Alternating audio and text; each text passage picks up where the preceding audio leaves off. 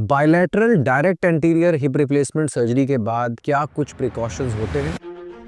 कई लोगों को ना रनिंग जॉगिंग करने की बड़ी जल्दी होती है। बैलेंस इनिशियली वीक होता है, बहुत लंबी वॉक करते हैं, रात को पेन किलर लेना पड़ा, अगले दिन सुबह भी उसको फील कर रहे हो। मेरा कोई फ्रेंड 2 हफ्ते में ये एक्टिविटी कर पा रहा था तो मैं भी इसको करके देखता हूँ। आपकी कोई मसल कट नहीं हुई है।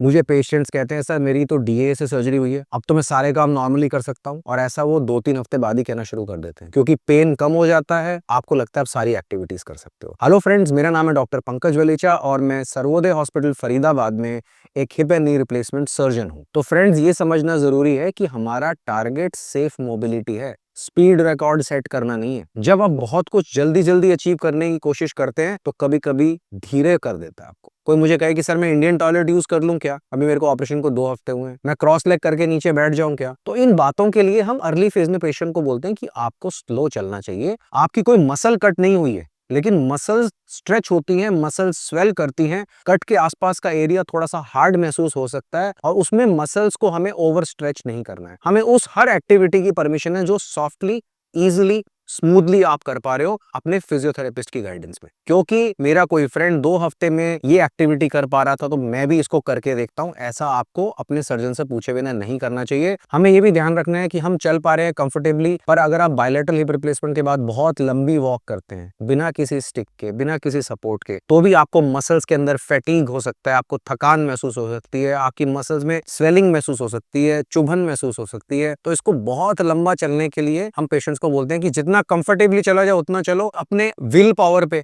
आप अपने आप को पुश मत करते रहो। और एक गलती लोग करते हैं, हाई इंपैक्ट एक्टिविटीज। कई लोगों को ना रनिंग जॉगिंग करने की बड़ी जल्दी होती है। भाई ऐसा है, देखो, जो जॉगिंग है ना, जब आप पूरा रिकवर कर जाओगे तब तो आप कर ही सकते हो। आप अपनी फिटनेस के लिए जिम भी जा सकते हो, आप साइकिलिंग भी कर सकते हो, आप स्विमिंग भी कर सकते हो, पर पहले 6 से 8 हफ्ते में, बल्कि मैं कहूंगा इंपैक्ट वाली एक्टिविटीज को तो पहले 3 महीने आपको अवॉइड करना चाहिए। नॉर्मल वॉकिंग अलाउड है और आपके फिजियो आपको correct guidance time to time देते रहते हैं, क्योंकि वो हमारी टीम का एक ऐसा हिस्सा होते हैं जो आपसे रोज मिलते हैं, जो आपकी रिपोर्ट हमें रोज देते हैं और हमारी गाइडेंस रोज आप तक पहुंचाते हैं। और ये भी समझना है, जब बैलेंस वीक होता है तो फॉल का रिस्क ज्यादा होता है, क्योंकि बैलेंस इनिशियली वीक होता है, क्योंकि पेल्विक मसल्स वीक होती हैं। जब पेल्विक मसल्स में ताकत आ जाती है तो बैलेंस भी इंप्रूव हो जाता है, आपकी वॉकिंग में लिम्फ भी चला जाता है और आपकी चलने का डिस्टेंस भी बढ़ जाता है और वो कंफर्टेबल रहते हो आप लंबा चलने के बाद भी। तो अपने को कोई भी फॉल नहीं होने देना है, अपने को बचाना है फॉल से अपने आप को। आप क्या क्या एक्टिविटीज आराम से कर सकते हैं? आराम से सपोर्ट लेके, चाहे वो एल्बो क्रच हो या चाहे वॉकर हो, आपकी मसल पावर के हिसाब से आप चल सकते हो। आप जो साइड रेलिंग होती है स्टेयर्स के साइड में, उसको पकड़ करके स्टेयर्स चढ़ना उतरना भी कर सकते हो, और कितनी स्टेयर्स आप चढ़ पाओगे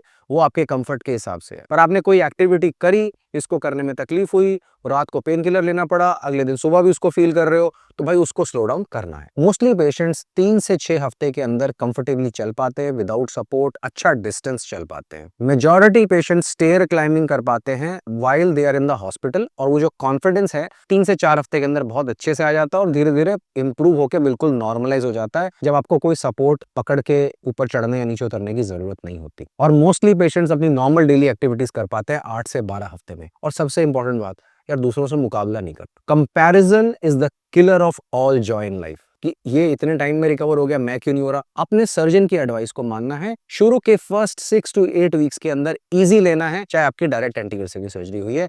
this is the formula to get the best recovery and the best outcome of a well-performed direct anterior hip replacement. If you have any more questions, go on my channel, search for the specific topic, and most probably you will find the video there. And if you do not, comment down below and we will try to make a video on that or help you out. And I hope इस video से आपको clarity मिली होगी. My best wishes to you and thank you so much for watching.